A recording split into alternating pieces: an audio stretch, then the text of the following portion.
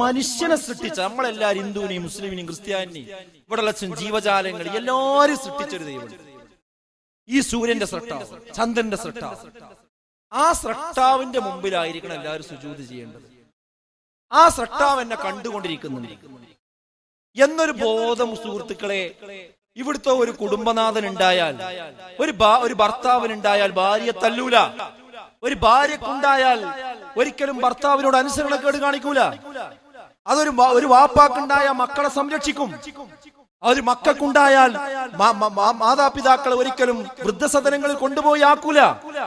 അതൊരു കച്ചവടക്കാരനുണ്ടായാൽ ആ കച്ചവടക്കാരൻ ഒരിക്കലും അണക്കത്തിലും തൂക്കത്തിലും കൃത്രിമത്വം കാണിക്കൂല.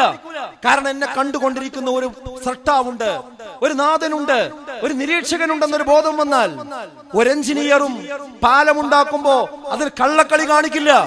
ഒരു ഡോക്ടറും രോഗിക്ക് ആവശ്യമില്ലാത്ത മരുന്നെഴുതില്ല. അതുപോലെ തന്നെ ഒരു അധ്യാപകനും തന്റെ ഉത്തരവാദിത്വം നിർവഹിക്കാതിരിക്കില്ല. ഒരു രാജ്യ നേതാവും ഭരണസമയത്ത് അഴിമതി കാണിക്കില്ല. ഒരു രാഷ്ട്രീയ പാർട്ടിയും അനാവശ്യം കാണിക്കില്ല. ഒരു ഗുണ്ടയും ഇവിടെ ഉണ്ടാവില്ല. ഒരു അഴിമതിയും ഇവിടെ ഉണ്ടാവില്ല. ഒരു സ്വജനപക്ഷപാതിത്വവും ഇവിടെ ഉണ്ടാവില്ല. ഇവിടെ കഴുത്തറുത്തുള്ള കൊലപാതകങ്ങൾ ഉണ്ടാവില്ല. എന്തു വേണം ഇതിനൊക്കെ? മനുഷ്യന്മാർക്ക് ഏത് കോടതി എന്നെ വെറുതെ വിട്ടാലും, ഏതൊരാൾ എന്നെ വെറുതെ വിട്ടാലും, എന്നെ പിടിക്കുന്ന, എന്നെ ശിക്ഷിക്കുന്ന, എന്നെ സദാ കണ്ടുകൊണ്ടിരിക്കുന്ന ഈ ലോകത്തിന്റെ സൃഷ്ടാവുണ്ട് എന്ന ബോധം മനുഷ്യനുണ്ടായാൽ അവനെ മാത്രമേ ഞാൻ ആരാധിക്കുള്ളൂ എന്ന് തീരുമാനിച്ചാൽ മനുഷ്യൻ നന്നാകാൻ അത് മതി. അവന് സ്വസ്ഥതയുണ്ടാകാൻ അത് മതി. അവന് നിർഭയത്വം ഉണ്ടാകാൻ അത് മതി. അതാണ് പറഞ്ഞത് ലഅല്ലക്കും തത്തഖൂൻ, അവർ സൂക്ഷ്മതയുള്ളവരായേക്കാം.